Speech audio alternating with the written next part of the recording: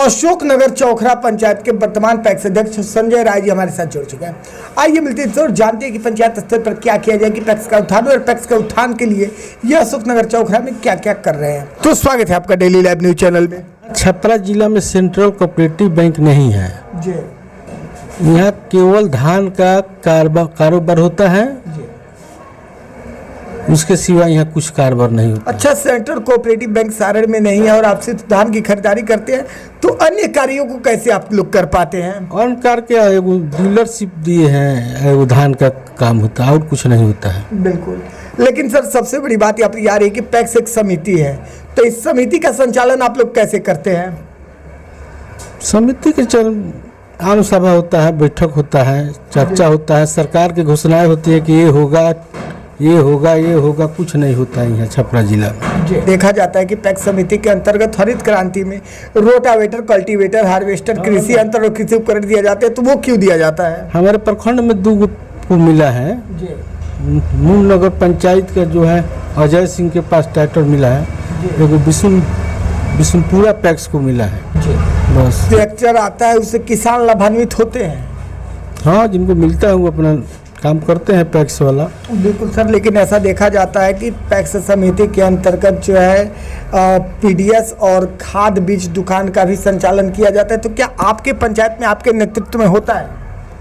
हमारे यहाँ तो नहीं होता। इफको का लाइसेंस हर आदमी को मिलने लगा, पहले पैक्स को मिलता था, अब सब लोग को लाइसेंस कर दिया, जनरल कर दिया लाइसेंस, इसलिए पैक्स इस पर रुचि नहीं लेता है। पैक्स समिति के अंतर्गत जो है पैक्स प्रबंधक होते हैं, पैक्स अध्यक्ष होते हैं और कार्यकारी के सदस्य होते हैं, तो पैक्स प्रबंधक की क्या भूमिका होती है सर?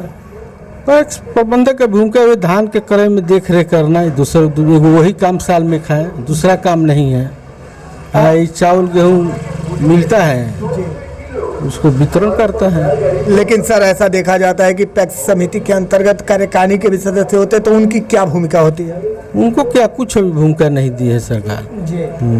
सरकार तरफ से कार्यकारिणी का कुछ भूमिका नहीं है।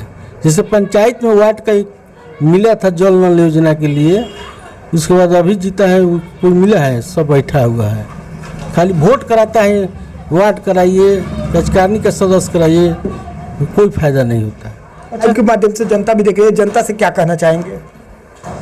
जनता से क्या कहेंगे? जनता से कहेंगे कि हमारे एक साल में एक ठो धान का क्रय होता है, हम लोग किसान को धान किनते हैं उचित मूल्य पर, सरकारी रेट पर। उसके बाद जितना भी हम लोग के सदस्य हैं बनाए हुए हैं 2800-2700, उन लोग को केसीसी नहीं मिलता है, बैंक लोन नहीं देती है। हम लोग को बिहार स्टेट कोऑपरेटिव बैंक हो, केवल धान का कारोबार होता है।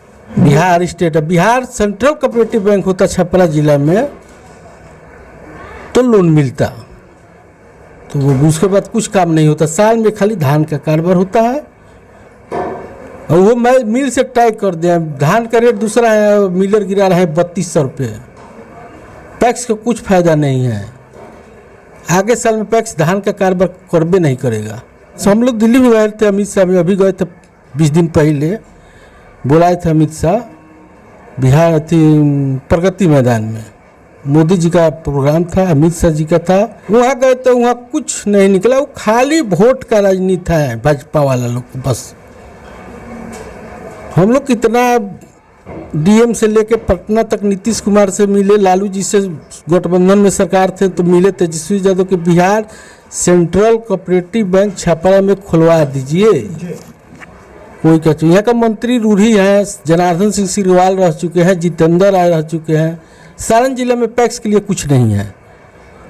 पैक्स का चुनाव तो मन करता है कि आगे साल से नहीं लड़ा जाए, सब बेकार है। जब किसानी की सेवा नहीं होगा तो काहे लड़ा जाएगा? 2800 सदस्य है, केसीसी होना चाहिए नू। 11 रुपये के कोई मेंबर है, कोई 1 रुपये के मेंबर है, तो अब तो जनरल खाद का कर दिया है लाइसेंस, सब लोग बेच रहा है।